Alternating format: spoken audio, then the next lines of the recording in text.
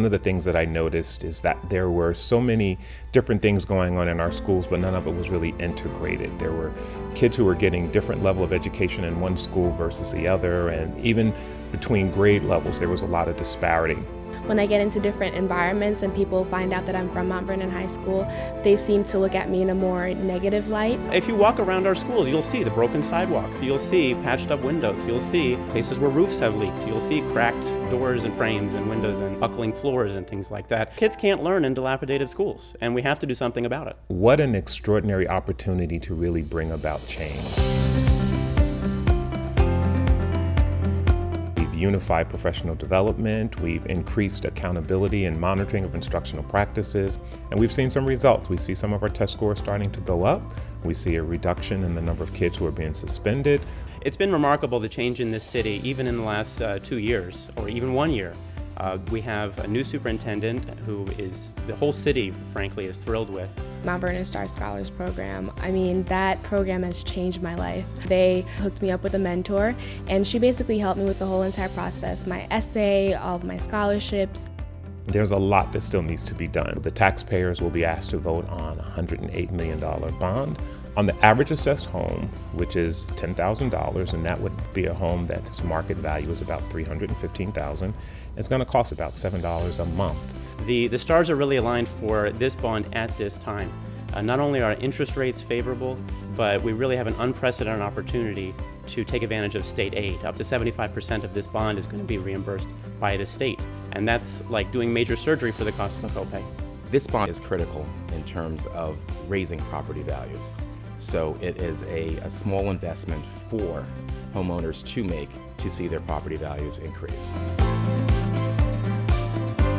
What do I want for the students in my school? I want the highest quality instructional program, the most upgraded facilities with the best technology, and I would love a positive, safe learning environment for all students. The 2020 academic vision really changes the playing field for our kids. You really look at the district as a whole, the whole city, north, south, east, west, every school at every level. Everything we know about educational research tells us that the sooner we get youngsters engaged in a structured learning environment, the more likely it is that we'll be able to close achievement gaps. I felt comfortable sending him there. He comes home every day happy. I can tell what he's learning.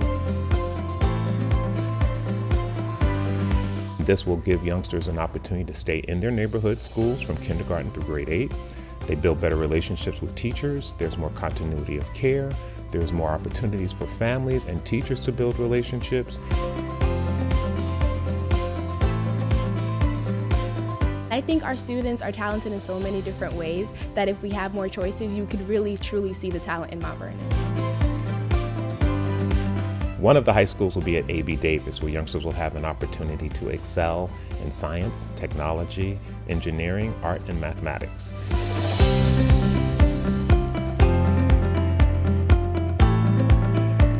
We're creating this performing arts program where students will audition if they have an aptitude for the final performing arts. And it has an incredible auditorium there that's turn of the century.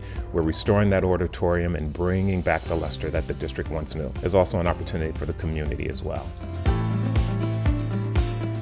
Mount Vernon High School will be our Center for Career and Technology Education. This will be a pathway for youngsters who may elect to go right into the work world. When I go into the automotive classes, I see students taking apart cars, and it's not theory, it's practical application. Communities that have employed people are better communities. Career and technical education classes keep students in school. At the same time, they maintain all of the state standards. As a softball player, we travel to other games. Their field is way better. They have turf, is well organized, and we look at our field and it's not like theirs at all. We have this extraordinary sports program, and our fields are not conducive to the competitive nature of the sports programs that we're engaged in.